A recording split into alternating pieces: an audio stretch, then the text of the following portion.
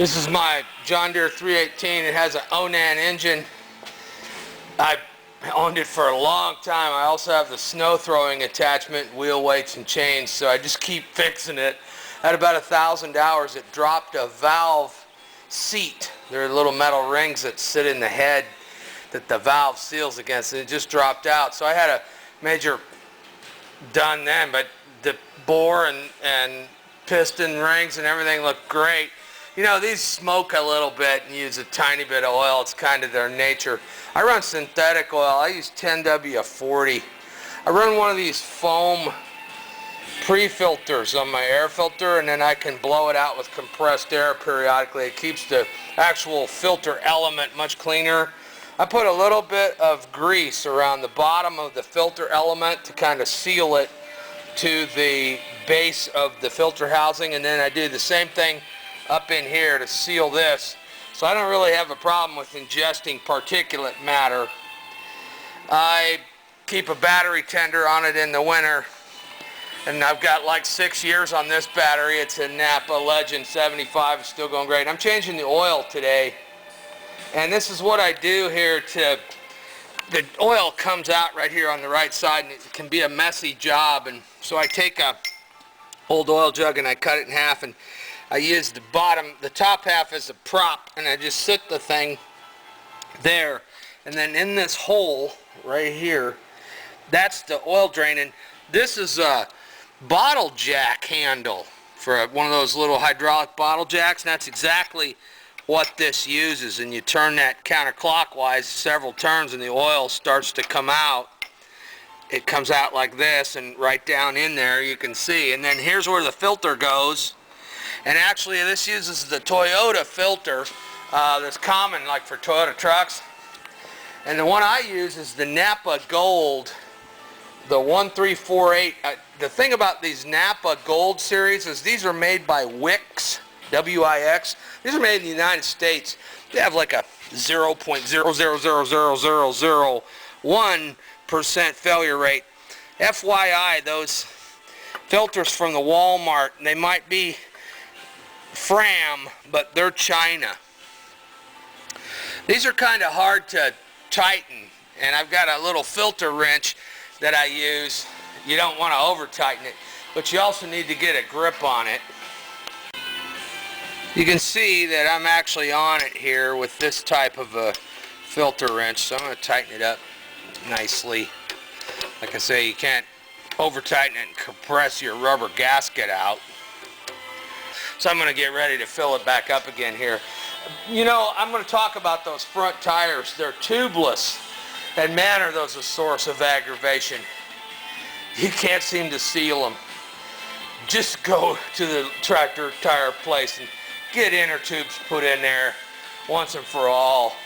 And when these don't mow right, it's the wheels get worn down here. These are about shot now. Those are big and round ball looking. So then as you turn corners, like if you have to go out into the asphalt to turn around, that they wear down rapidly as they drag sideways, and then that lowers the front of the deck, causes it to kind of scalp. Kind of an art to the decks on these, and sharpening the blades and all that.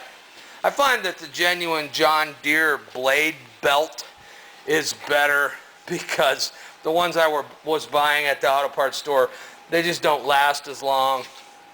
And I actually wrote right on the tractor here what the belt size is. You know, this is a tool, so I'm not like trying to keep it like a collector's item.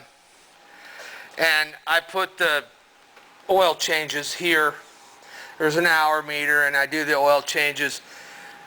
I'm putting this STP oil treatment in, just a little bit of a drink in it, because it's got the ZDDP zinc additive, and this is an older one, and the newer oils don't have that. It kind of needs it for the valve guides and stuff. It certainly doesn't hurt. And you can see I put the deck belt, the Johne Deere part number is M82718. I just wrote it right on there with a Sharpie. That's how I do it. So when you're done putting your new oil in, you clean your dipstick real good, and you need to let it sit for a little while, and you need to run it, but then let it sit for a little while, because oil gets in that tube there and then you can't get an accurate reading. Okay, so I still need to add a little bit. Well, that's about it. Oil capacity is 1.75 quarts. It says straight 30 weight. I've been using 10W40 for a long time. I use synthetic. A lot of people talk about the synthetic and the regular oil.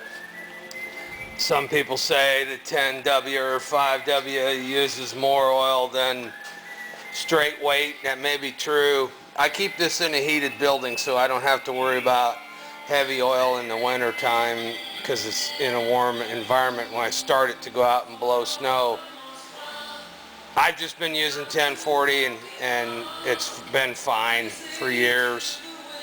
I've had it since it had about 800 hours and I've owned it about 20 years. It's really given me no problems. I've had some deck problems, but that's related to crashing into stuff and normal wear.